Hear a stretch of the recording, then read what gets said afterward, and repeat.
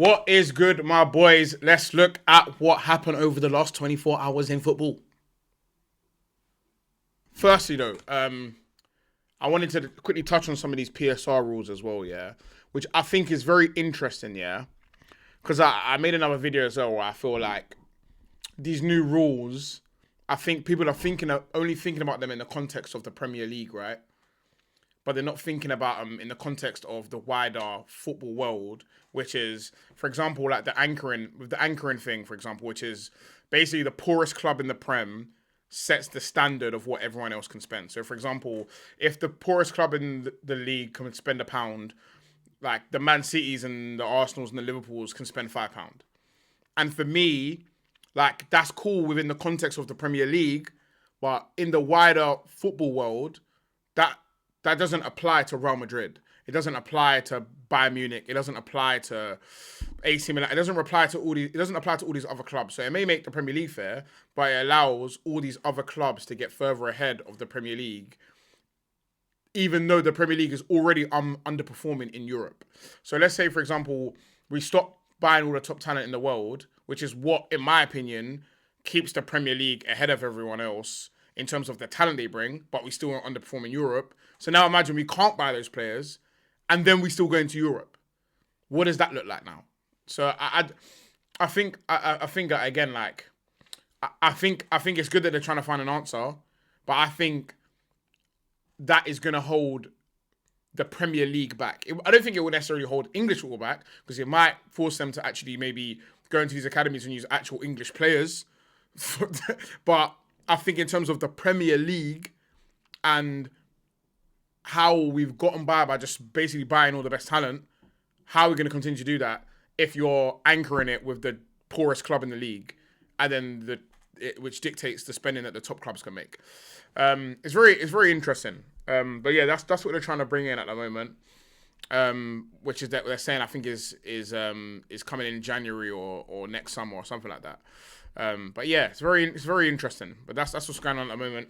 I think for me, like Arsenal as well, I just feel like, do you know what rattles me most? The PSR rules rattle me the most.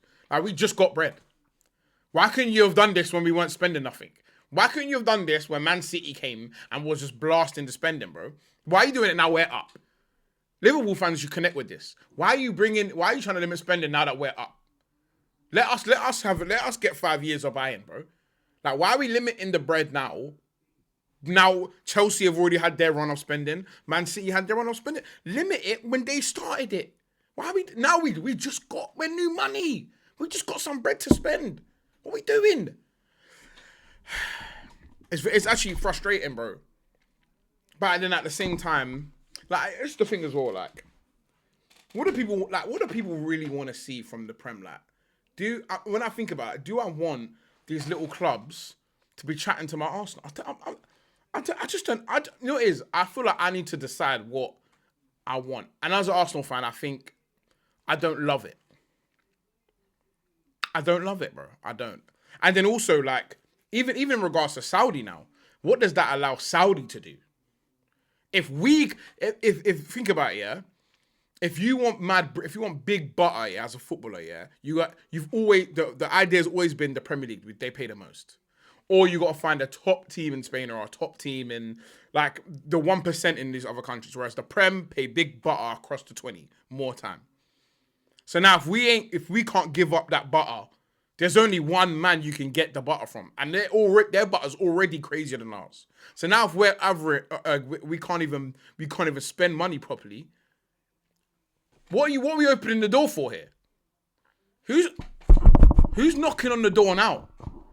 Maybe they might boot the door down off in Saudi. I don't know, bro. I don't know. It's it's a really interesting topic. I think it'll be really interesting to see where like the world of football goes from 5 years after these rules come into place. It's very interesting. It's very interesting.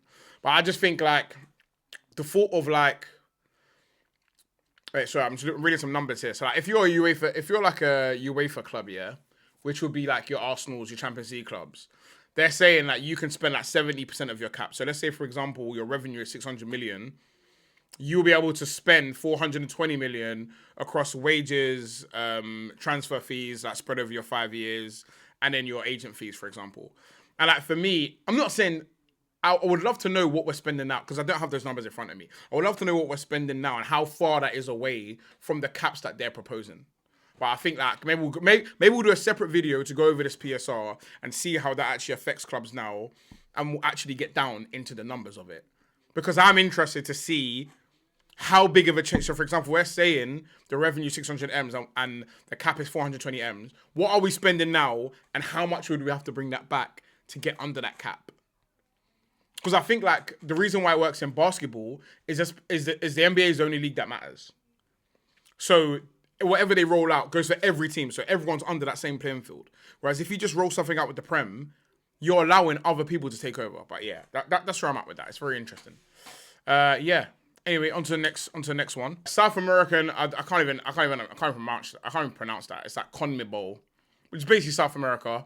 They are proposing a 64-team World Cup instead of the 48-team World Cup as a one-off for the tournament's 100th anniversary in 2030. Interesting. Do you know what it is? As a fan, like I think the issue is even with, I think this is across the NBA. I think this is in football. I think these people are getting a bit money grabbing, and they think it's easy to say like more is more. But I'm of the opinion that that's not the case. I think the more you, like, what's a good example? How much of the group stages do you watch, bro? Like, let's say it's in the World Cup, yeah? How much of the group stages are you watching on TV? You want to get to nitty gritty of the knockouts. And for me, when I think about, like, do I want that many games and that many meaty teams? Because if there's 64 teams, that's a lot of countries, bro. And there's like 20 nations that you really want to watch, really. And that's at a push. So now if there's 44 other nations that I'm looking at, I'm thinking, like, do I want to watch Kosovo versus Montenegro? Not really, if I'm honest. I don't really want to watch that.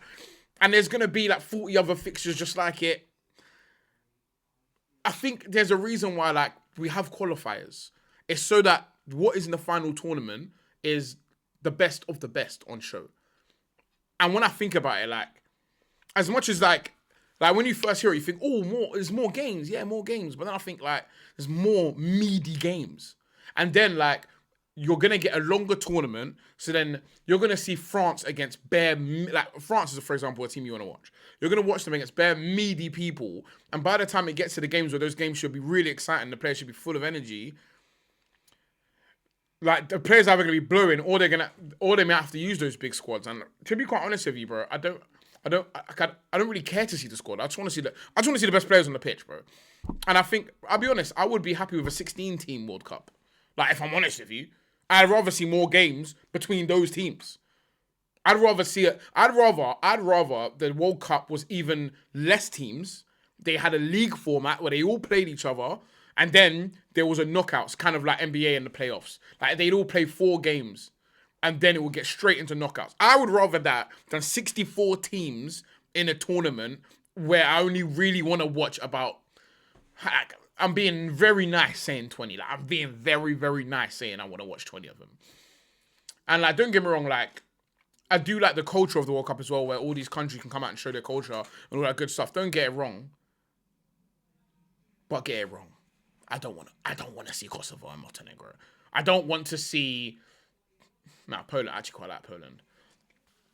But, do you know what it is? The long and short of it is, bro, quality over quantity is always the way, in my opinion. And I feel that is a lot of games. 64-team World Cup is a lot of games. It's 128 matches. That's a lot of matches. But yeah, apparently they're considering it. I don't see much in this, but it is an interesting idea.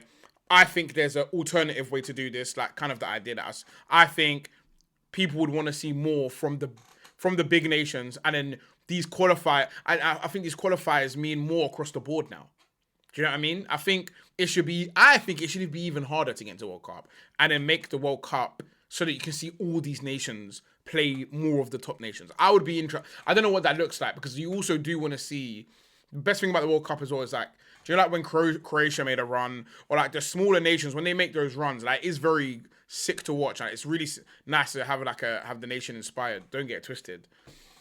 But I think like at the same time, qualifiers are boring as hell. International break is boring as hell. I'd be interested in could that format make those things even better. That's what I think. But yeah, I think that idea is kind of cheeks. I think that's too many teams. And then I also think when you open the doors to 64 teams, it makes being in the World Cup even less special because that's basically the whole world, bro. Bro, you might as well just let everyone. You might as well just do no qualifiers. Just have everyone in there. It's funny how the transfer rumors have already started for January. I think the big one is Semenyo. You know what? I thought Semenyo would go in the summer, but I think there's also like a bit of African player bias there. I think if my man was South America, bro. To be fair, they also put a big price tag on him because I think Bournemouth know. I think Bournemouth aren't stupid. I think they know what's on that wing of theirs, innit? And I think Semenyo is a very special player, and I think they're going to price him out of a move to anywhere else in the Prem because I think if he goes to one of them top teams, like that transfer could potentially nick you the league. I don't think he goes Arsenal as much as I would love it. I think Liverpool could be interesting, but I don't reckon. There's no way they can still spend more. I'm not having it. I'm calling someone, bro. The police. I gotta call. If he goes Liverpool, I'm calling somebody. I don't know who, but I'm calling someone. Who else? Man City, bro. They need everyone. So again, can't see that one. And plus, I think they'd ruin him. I think Man City ruin players.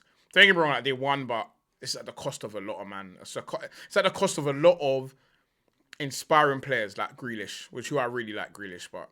Yeah, big up Grealish's thing. I don't know where he goes, but I just don't think it's in the Premiership, bro. I just don't know where he goes because the price tags they were throwing around. And let's say he boots off from now till Jan, they're gonna put because they're gonna know whoever's in January is coming in for him is gonna. They're just gonna know that it's gonna put a mad price tag on him. Or even do you know what he would? Even though I don't think Newcastle got the bandwidth to do it, I think him at Newcastle, I think that would take that front line to a crazy place. Imagine you got Alanga, Gordon, and Semenyo to flick through on the wings with that 6'6" freak up top. Like, I think that's a really interesting front line. Or even if you took the freak out, Anthony Gordon looked really good up front against Liverpool. I thought he was sick against Liverpool till he got sent off. Imagine you had Semenyo, Anthony Gordon, and Alanga up top. That might be the fastest forward line in the world, and it's pretty exciting. I think that would be pretty interesting. But yeah, I think Semenyo.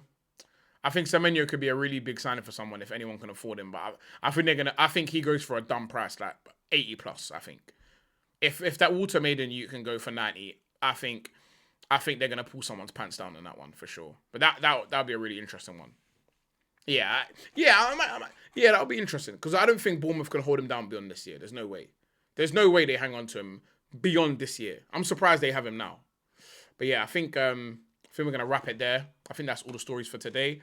Make sure you like, comment, subscribe, all that good stuff. Yeah, man. See you boys tomorrow, man. Doing daily videos. Make sure you come back here every day. Peace.